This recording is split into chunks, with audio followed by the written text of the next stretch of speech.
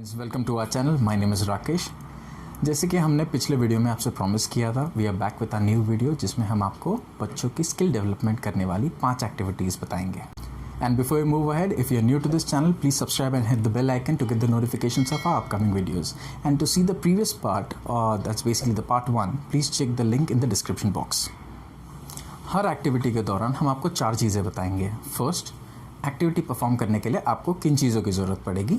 Second, अगर वो चीज़ें जो हम आपको बता रहे हैं वो अगर अवेलेबल नहीं है तो उसके ऑल्टरनेटिव्स क्या हैं। तीसरा, इस एक्टिविटी से हमारे बच्चों को क्या फ़ायदे होंगे। और चौथा, आपको इस एक्टिविटी के अलावा आपकी डेली लाइफ रूटीन में आप जो एक्शंस या एक्टिविटीज़ करते हो वो आप बच्चों से कैसे करवा के सेम बेनिफिट्स पा सकते हो। Don't spending any more time, let's go straight and watch the activities.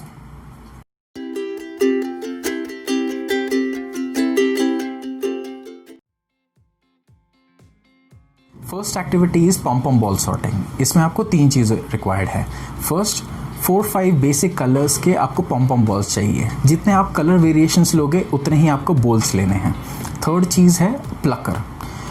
इन सारी चीज़ों की ऑल्टरनेटिव्स क्या हैं। पॉम पॉम बॉल्स आपके पास अगर अवेलेबल नहीं है तो आप कॉटन बॉल्स ले सकते हो। कॉटन बॉल्स को आप कलर बेस वाटर कलर्स से आप उनको कलर कर सकते हो।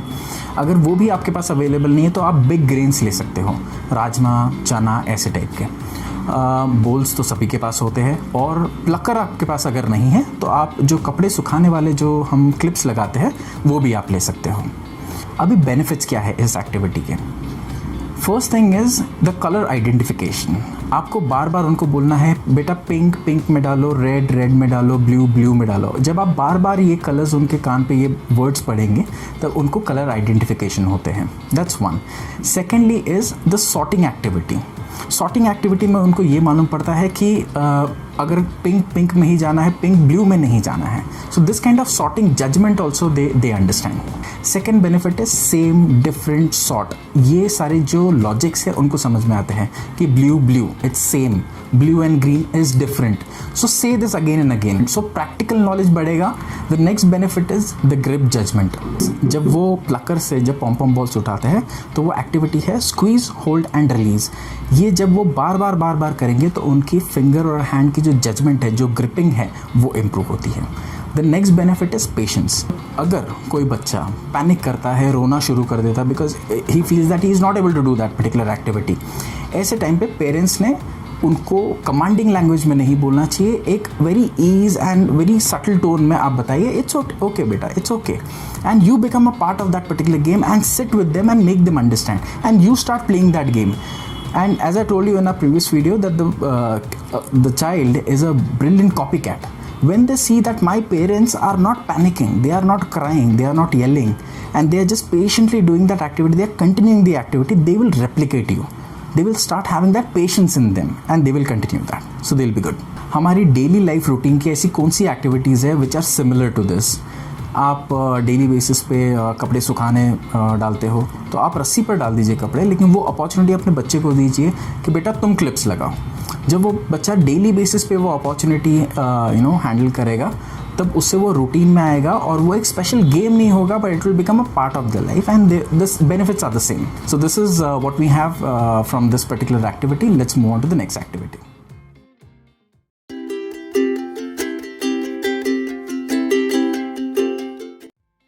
The next activity is clipping unclipping the teddy. सिर्फ 2 चीज़ें रिक्वायर्ड है, एक सॉफ्टवेयर या एक टेडी ले लीजिए आप और 10 to 12 क्लिप्स. इस एक्टिविटी से क्या बेनिफिट्स है.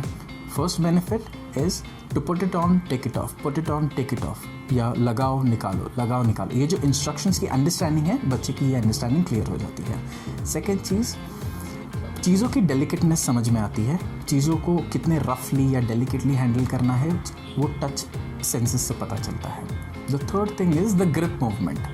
वो जो क्लिप्स की squeeze hold release, squeeze hold release, इससे मसल जब स्ट्रेंथन होती है तो उनकी ग्रिप इम्प्रूव होती है. और ये कैसे बेनिफिट करेगी. आपने बहुत बार देखा रहेगा बच्चों को क्रेयॉन्स पकड़ने में दिक्कत होती है उनकी, या तो अगर वो इम्प्रेशंस करते हैं या तो वो ड्राइंग या स्क्रिबल करते हैं, बहुत कभी कभी लाइट होते हैं या बहुत ही ज़्यादा हैवी होते हैं.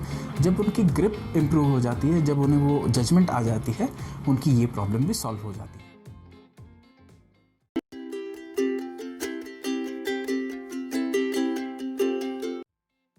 The next activity is glasses stacking and unstacking. आपको लगेंगे 10 to 15 पेपर ग्लासेस। इस एक्टिविटी से क्या बेनिफिट्स हैं? फर्स्ट, स्टैकिंग अनस्टैकिंग का जो लॉजिक है कि कोई भी चीज़ को असेंबल करना और उसको अंडू करना, वो अंडरस्टैंडिंग क्लियर हो जाती है। Second and very important, hand and eye coordination amazingly improve होती है। थर्ड थिंग, ग्रिप जजमेंट वो भी इम्प्रूव होती है। एंड व्हेन यू नोटिस कि आपका बच्चा ये एक्टिविटी काफ़ी आसानी से कर रहा है, ये दिखती एक्टिविटी काफ़ी आसान है और उनको करने दीजिए। द मोमेंट बच्चों को में ये कॉन्फिडेंस आ जाता है कि मैं ये आसानी से कर सकता हूँ, उस एक्टिविटी का जो डिफ़िकल्टी लेवल है आप वो इम्प्रूव कर दीजिए। जैसे कि अभी वो स्टैकिंग और अनस्टैकिंग कर रहा है, now ask them to make a pyramid, say 3 2 1, and if they are comfortable doing that also, take it to the next level 5 4 3 2 1, और ये रिपीट डेली बेसिस पे आप करवाते रहिए। जैसे ही उनमें ये कॉन्फिडेंस लेवल आ जाता है, you can take it up to the next level. Glasses के जगह पे आप उनको कार्ड्स दे सकते हैं, फिर कार्ड्स का पिरामिड आप कर लीजिए, and I guess that's a very decent level for any kid to do.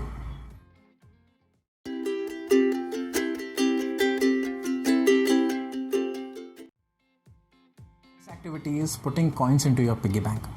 इसके लिए आपको एक पिगी बैंक और जो कॉइन्स होती हैं हमारे 1 रुपया, 2, 5 और 10, ये डिनोमिनेशंस की आपको 5 कॉइन्स रेडी रखनी है। इस एक्टिविटी से क्या बेनिफिट्स हैं? छोटी चीज़ें पकड़ना, उसकी समझ, उसकी judgement, hand and eye coordination, number identification, जैसे कि 1 2 5 10। आप वो एक्टिविटी, वो कॉइन जब वो बच्चा पिगी बैंक में डाल रहा है तो बोलो कि 1 रुपी कॉइन है, 2 रुपी, 5 रुपीज़, 10 रुपीज़। नंबर आइडेंटिफिकेशन करने में आसानी होती है और इसको आप डेली कैसे रिपीट कर सकते हो? डेली बेसिस रैंडमली आप बच्चे को बोलिए पिगी बैंक लेके आओ, उसमें से कितने पैसे निकाले हैं निकालो, वापस डालो, काउंट करो, वापस डालो, 1 रुपी, 2 रुपी, 5 रुपी, रिपीट करिए। नंबर ऑफ़ कॉइन्स कितने हैं, क्या डिनोमिनेशन है, तो नंबर आइडेंटिफिकेशन होता है, उनकी ग्रिप इम्प्रूव होती है और उनकी जो जजमेंट होती है, जो इतने पतले गैप में से जो कॉइन इंसर्ट करना है उनको, वो जजमेंट भी इम्प्रूव होती है। She is really enjoying that activity.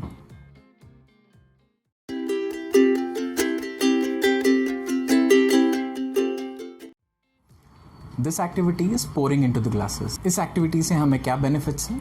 Pouring judgement. बहुत से पेरेंट्स की एक कंप्लेंट होती है कि my kid always spills water, food, मतलब पानी का ग्लास भरते हुए पूरा बॉटल उल्टा कर देते हैं और पूरा पानी ये हो जाता है।